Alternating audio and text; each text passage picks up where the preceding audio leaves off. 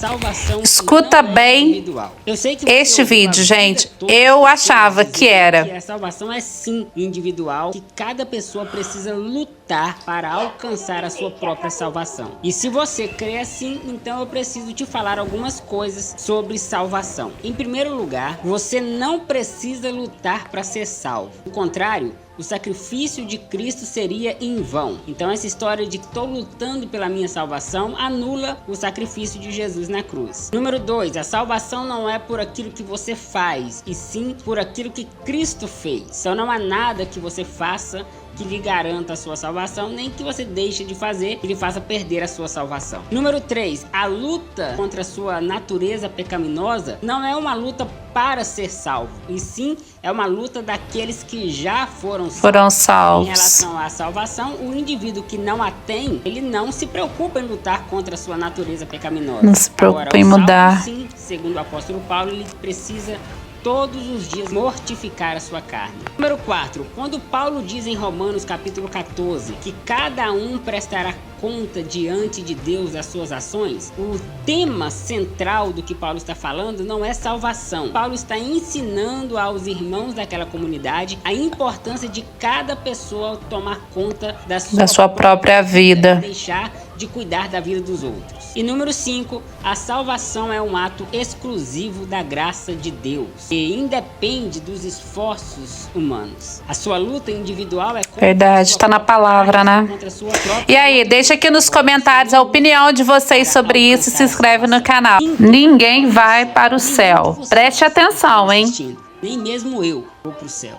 Você deve estar achando estranho eu dizer isso, mas o céu que os religiosos criaram, ninguém vai entrar nele, nem mesmo eles, porque verdade. Os requisitos cobrados por eles, não por Jesus, mas por eles, para que alguém consiga entrar nesse céu, nem mesmo eles conseguem entrar. Então céu de crente é vazio, céu de crente não tem ninguém, nem crente. Em Mateus 23, versículo 13, Jesus falou: ai de vós, escribas e fariseus hipócritas, verdade. que vocês fecham as portas do reino para os outros e nem vocês entram e não deixam que os outros também entrem. Assim é todo religioso, assim é todo fariseu, assim é todo hipócrita. Ele cria um céu e nem mesmo eles conseguem entrar nele, porque é um céu que demanda esforço, justiça própria e merecimento, enquanto a Bíblia diz que as nossas justiças não passam de trapos de imundícia para Deus. O reino de Deus é para nós consequência,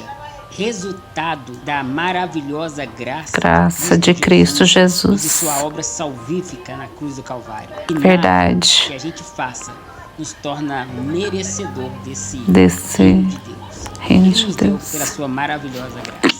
Será que o dízimo... Sobre o dízimo, ouça bem isso. Será que Deus quer que nós entreguemos 10% do nosso dinheiro para a obra dele? Hoje eu vou falar com vocês coisas sobre o dízimo que a religião quer que você nunca saiba. Em primeiro lugar, dízimo não é e nunca foi dinheiro. Dízimo era comida. Isso mesmo, o dízimo era composto. Eu sempre soube disso. Legumes, animais e outras coisas que o povo produzia na... A importância de ler a Bíblia e entender o verdadeiro significado do que está nos versículos. Diga, mas Charles, naquela época não existia dinheiro. Existia dinheiro sim. Lembra que José foi vendido por 20 moedas de prata? Inclusive, em Deuteronômio capítulo 14, do versículo 24 ao versículo 29, existe uma regra para quando a pessoa morasse longe do templo e fosse difícil levar esse mantimento até o templo. Então a ordem era que essa pessoa vendesse essas coisas, pegasse o dinheiro e transportasse o dinheiro até onde estava o templo. E chegando ali, deveria trocar novamente o dinheiro por comida e levar até os levitas e comer junto com a família todo o dízimo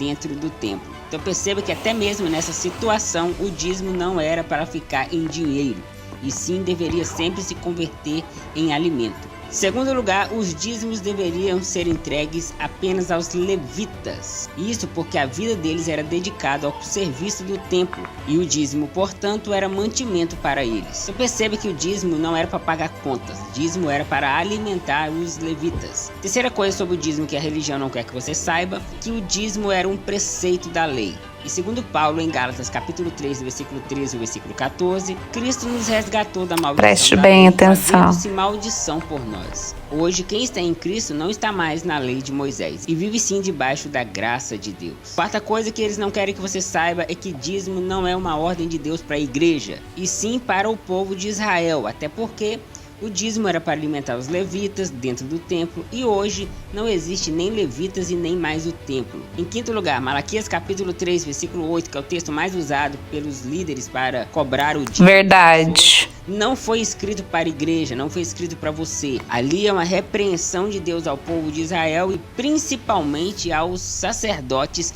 que estavam roubando o dízimo de Deus. E só para terminar, nós igreja não temos uma lei que nos obriga a entregar 10% do nosso salário para Deus. Na verdade, a lei do evangelho é a lei do amor, é generosidade. Cada um contribua segundo propor o seu coração. E isso pode ser 10%, 20% ou 100% do que você tem. No evangelho o que importa mesmo não é a obrigação de fazer algo, e sim a generosidade, a disponibilidade em servir o seu próximo. Se você insiste em entregar um dízimo porque está na lei, eu tenho para você Gálatas capítulo 3, no versículo 10, que está escrito que todo aquele que busca se justificar diante de Deus obedecendo à lei está debaixo de maldição. E se o seu pastor sabe disso... Exatamente.